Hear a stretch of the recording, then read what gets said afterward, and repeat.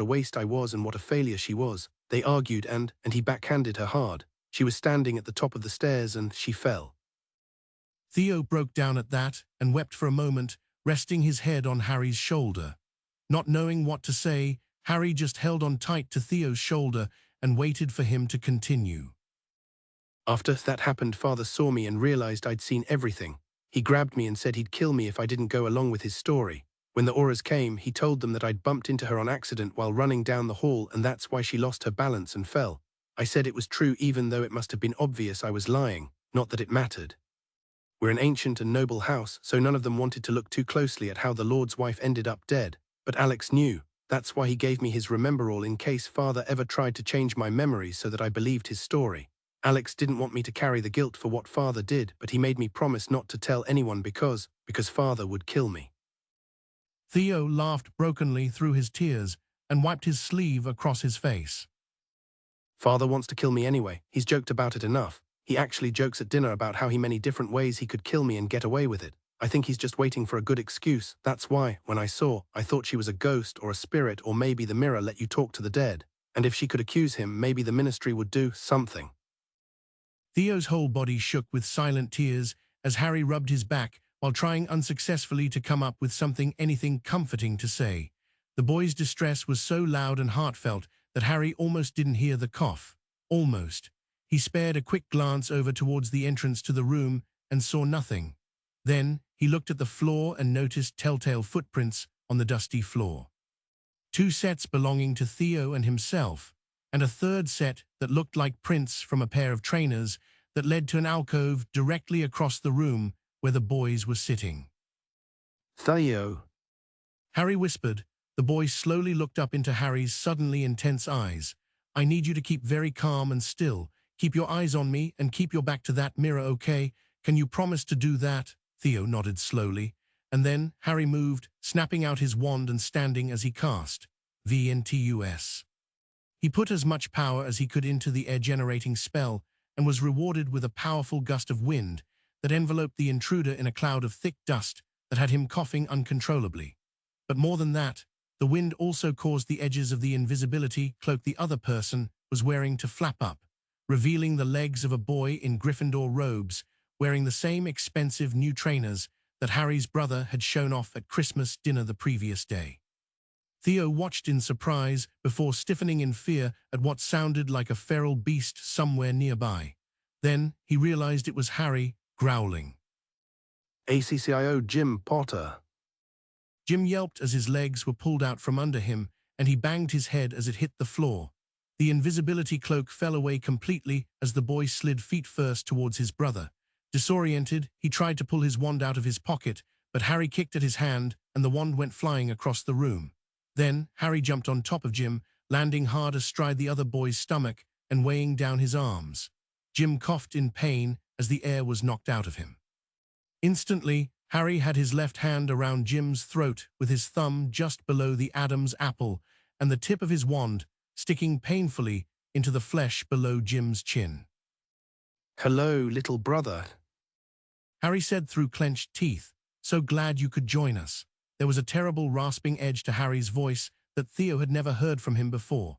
Jim froze. He couldn't move easily anyway, and from this position, Harry had his choice of crushing Jim's larynx or shooting a spell straight into his head. The boy who lived looked up into his brother's deathly green eyes, and after 4 months of calling Harry a dark wizard, Jim suddenly wondered just how dangerous his brother might really be. He wasn't the only one. Theo, said Harry in a commanding voice without ever moving or breaking eye contact with Jim. Are you still looking at me and not the mirror? Why yes, Harry, said Theo, his own voice cracked in anxiety. When Harry had held Malfoy at one point back on Halloween night, he'd talked in a light and playful manner, even as he threatened to shoot Draco in the face with a fireworks spell. Looking back, it had been like a cat toying with a mouse it had caught.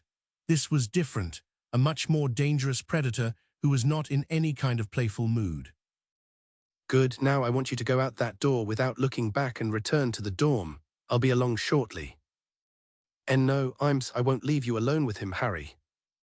It's okay, Theo, I can handle him. Silence hung in the air. I'm not worried about him hurting you, Harry. Theo said quietly. With that, Harry smiled, still with his eyes locked on Jim, who swallowed at the sight. To him, Harry might as well be baring his fangs. It's okay, Theo. I already promised Neville. No death, dismemberment, or permanent injury. Now go on back to the dorm. Jim and I are just going to have a little chat. Brother to brother. Slowly, Theo edged his way around the twins, who seemed frozen in some violent tableau, like living statues of Cain and Abel. At the door, he almost turned around when Harry spoke again in that frightening voice Theo had never heard from him before tonight. Don't look back. He was suddenly alarmed to realize how much Harry's voice reminded him of his father's voice during his darker rants. Theo took a deep breath and exited the room, pulling the door shut behind him and hoping that he wasn't leaving the scene of Jim Potter's imminent murder.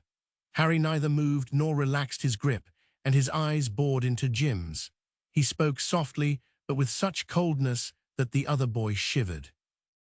So did you enjoy the show, Jim? One slimy Slytherin snake comforting another who was crying over his dead mother and his murderous Death Eater father. I'm impressed you could keep from laughing. I bet you can't wait to tell all your Gryffindor friends about it. Jim coughed. Harry, it's not. Shut up, don't even pretend with me. You followed us with your little invisibility cloak hoping to get us into trouble. Finding us weeping in front of Dumbledore's new toy was just gravy. You have no idea. Harry shook for a second, his thumb digging just a little deeper into Jim's throat. Jim's eyes widened in fear.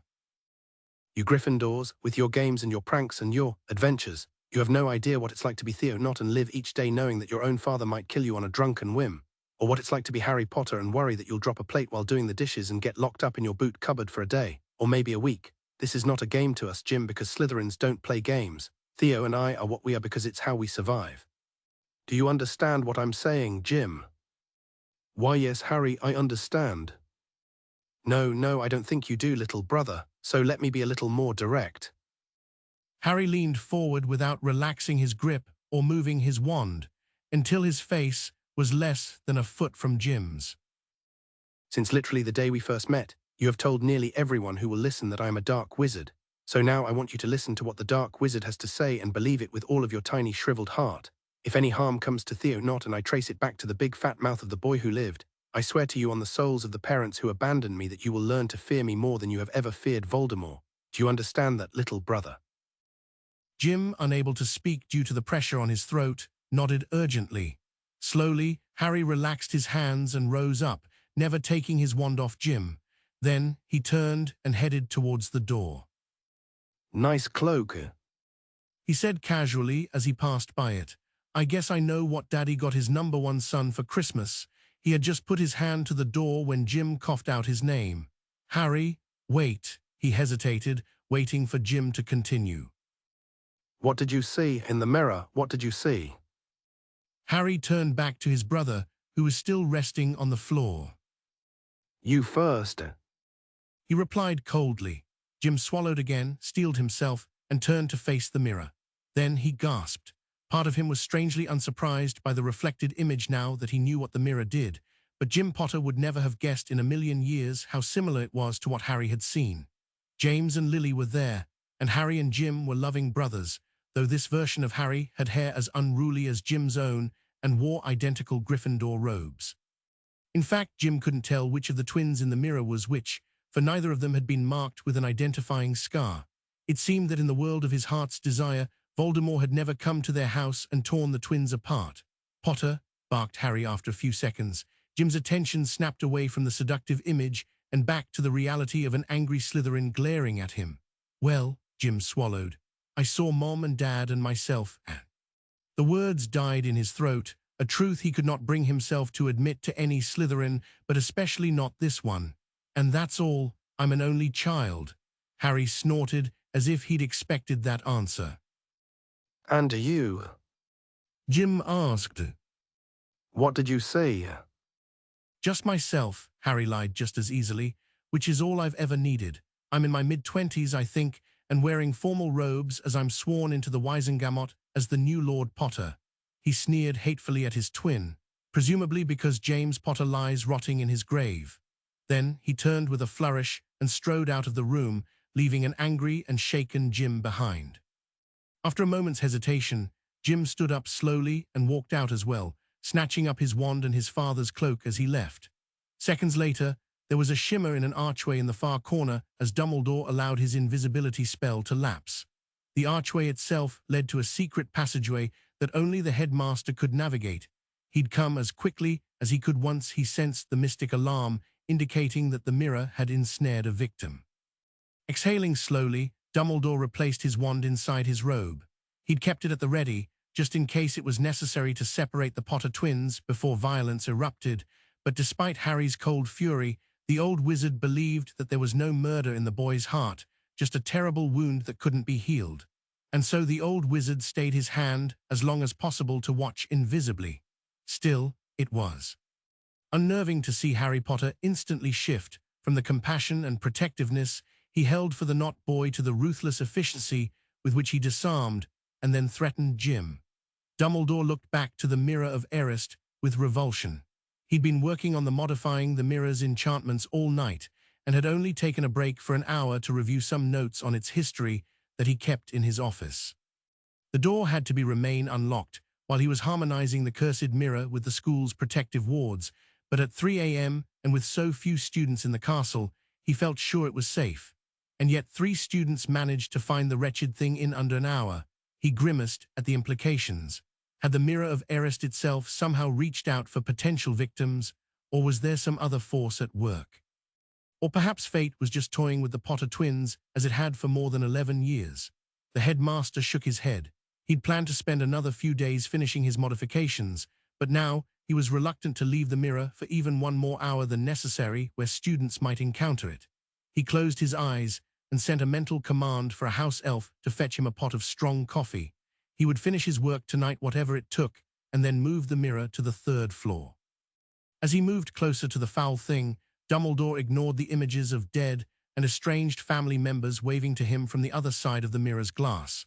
Attuned as he now was to the inner workings of the Mirror of Erised, its dark magic and the regrets they reflected held no purchase on him. He was more troubled by the images he'd seen reflected for the Potter twins, 2 boys so much alike and with so much in common, but who now, it seemed, could only cause each other pain. With a heavy heart, Albus Dumbledore returned to his work.